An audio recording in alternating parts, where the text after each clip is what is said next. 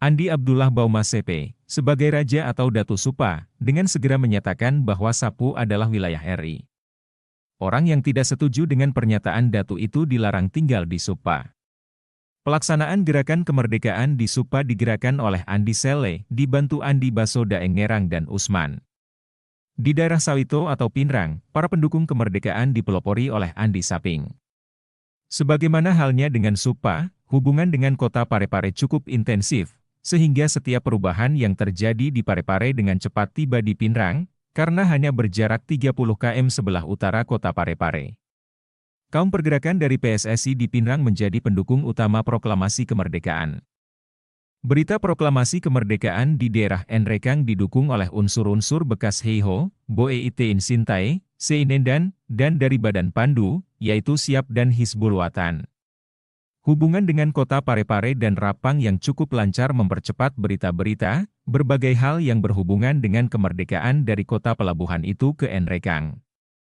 Para pelopor yang dikenal di Enrekang adalah Rahman Kulau, Abu Bakar Lambogo, dan Umar Hafsah. Pada November 1945 di Enrekang dilakukan penerangan dan usaha mengembangkan potensi para pemuda.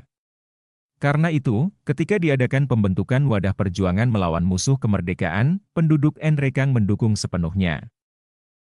Di daerah Mandar yang berpusat di Balanipa, para pendukung kemerdekaan berasal dari badan organisasi pada masa Jepang, yakni API, Angkatan Pemuda Islam. Pada awal kemerdekaan, pimpinan API mengubah nama organisasi menjadi Kris Muda, Kebaktian Rahasia Islam Muda.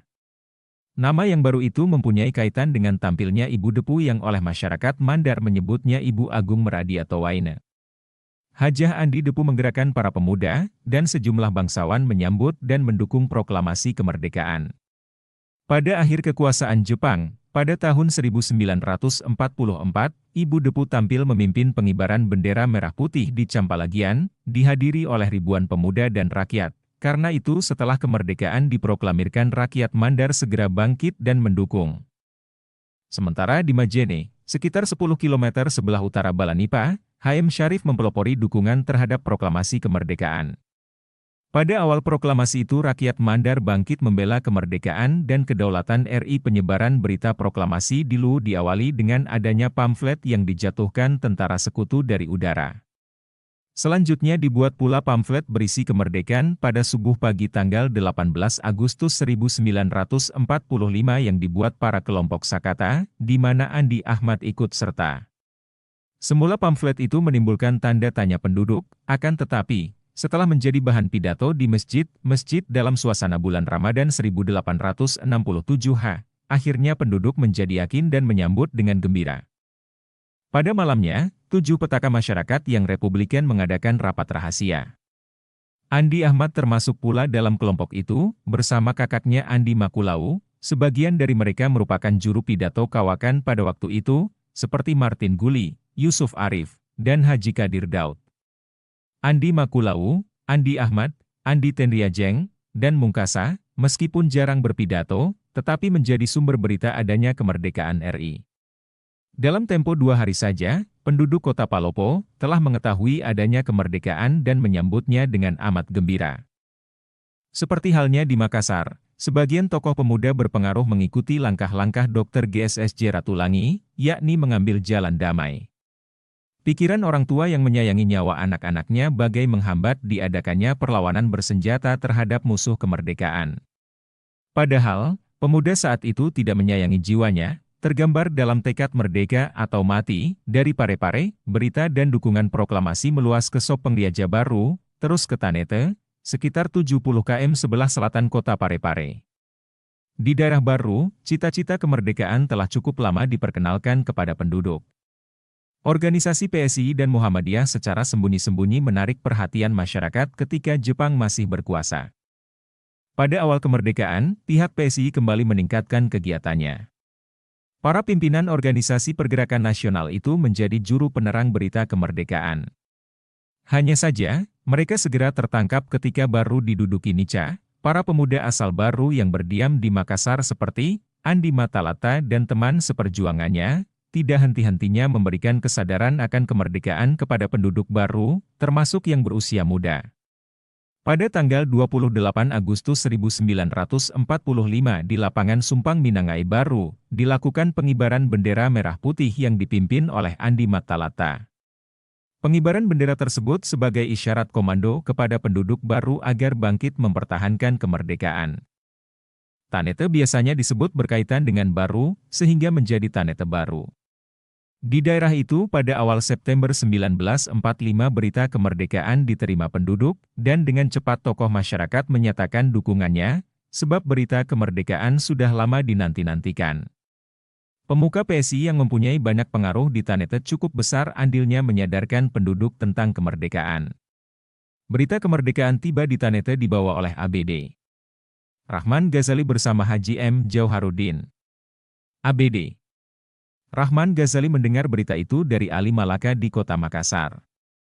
Sebagai seorang kadi di Tanete, organisasi Soekarno Muda yang dibentuk ketujuh tokoh di bawah pimpinan Andi Makulau melakukan jalinan gerakan semi rahasia. Pengatur strategi ialah M. Yusuf Arif, bekas guru yang telah menjadi wartawan pewarta selebes. Ia meniru gerakan pemuda Hitler di Jerman, dengan sistem informasi 17. Artinya seorang anggota hanya boleh menghubungi 7 orang lainnya. Dan hasilnya memuaskan, karena dalam waktu yang amat singkat, seluruh LU telah berada dalam suasana kemerdekaan. Kaum pergerakan dan Muhammadiyah, ditambah para bekas Heiho dan Seinendan, menjadi inti pendukung kemerdekaan. Kemudian, pemuda anak bangsawan Republikan kelompok Datu LU Andi Jema menambah dukungan proklamasi. Pada tanggal 19 Agustus 1945. Berita demokrasi kemerdekaan diumumkan di lapangan. Ditambahkan, bahwa umat Islam yang menjadi juru pidato menambah bumbu dengan membakar emosi keagamaan, agar mereka rela berkorban apa saja, termasuk jiwa dalam mempertahankan kemerdekaan. Wakil Datu LU dalam sambutan Hari Lebaran di Palopo menyampaikan pernyataan pemerintah dan rakyat LU, bahwa daerah ini menjadi wilayah RI. Karena itu, semua pegawai dan aparatnya juga pegawai dan aparat pemerintah RI Kerajaan LU saat itu meliputi LU sekarang, Tanah Toraja dan Kabupaten Kolaka. Daerah Poso masih menjalin tali hubungan kuat dengan LU, berhubungan dengan latar belakang sejarah, hubungan dengan Bone semakin erat, karena putri Andi Mapanyuki yang bernama Andi Tenri Padang menjadi permaisuri Datu LU Andi Jema. Perkawinan dilangsungkan pada awal Agustus 1945. Dengan demikian informasi yang ada di LU cepat diketahui di Bone, demikian pula sebaliknya. Susunan pemangku pemerintah kerajaan LU disesuaikan dengan suasana kemerdekaan. Para pejabat yang tidak mendukung proklamasi kurang sepaham diganti atau mengundurkan diri, sehingga adat LU yang baru tersusun menjadi barisan pendukung kemerdekaan RI. Maka berita yang disampaikannya dinilai sangat penting oleh masyarakat. Masjid di Tanete menjadi pusat pemberitaan proklamasi kemerdekaan. Kadi ABD Ghazali bersama HM Jauharuddin melaporkan berita penting kepada Kepala Pemerintahan Tanete, Andi ABD. Muis, dukungan kuat yang diberikan Andi ABD. Muis dan pemuka agama di Tanete menyebabkan semua penduduk turut serta. Mereka bangkit menyatakan tekad untuk mempertahankan kemerdekaan pada tanggal 15 September 1945 di Kampung Pepai, pada Elo, di Kompleks Galangan Kapal milik Japri. Rapat umum diadakan, yang dihadiri sekitar 500 orang, serta 5 tokoh masyarakat Ternate, yakni Haji Sulaiman, Muhammad Amin, Ambona Ilili, Haji M. Jaharuddin, dan ABD Ghazali. Para pemuda pengawal dipimpin oleh ABD Karing yang pada saat itu juga meresmikan berdirinya Wadah Satuan Pemuda Tanete, di Sidenreng Rapang. Ide kemerdekaan dimotori oleh PSI, karena sejak tahun 1928 di Tetaji Telu Limpoe daerah Sidenreng didirikan PSI. Tidak lama setelah berdiri, pimpinan pusat PSI Haji Umar Said Cokro Aminoto berkunjung ke Sidenreng, langsung ke Tetaji. Raja Sidenreng ketika itu, Andi Sulolipu, sempat berbincang-bincang dengan Cokro Aminoto tentang perjuangan menuju kemerdekaan. Dukungan raja dan penerangan oleh para guru lembaga pendidikan Nasrul Haq di Amparita, seperti Usman Isa, membuat dukungan terhadap proklamasi dengan mudah diperoleh dari rakyat. Demikian pula adanya Penita Judin Nur yang didirikan Andi Sulolipu di Parita, turut memperkokoh semangat kemerdekaan. Masa rakyat mempertahankan kemerdekaan, yang diketahui dari pemuda Parepare. Haluan lunak pada diri Dr. Ratulangi dan Tajudin Neor dianut pula oleh Andi Sulolipo. Sumber buku Sejarah Berita Proklamasi Kemerdekaan Indonesia. Penerbit Direktorat Sejarah dan Nilai Budaya Direktorat Jenderal Kebudayaan Kementerian Pendidikan dan Kebudayaan 2015.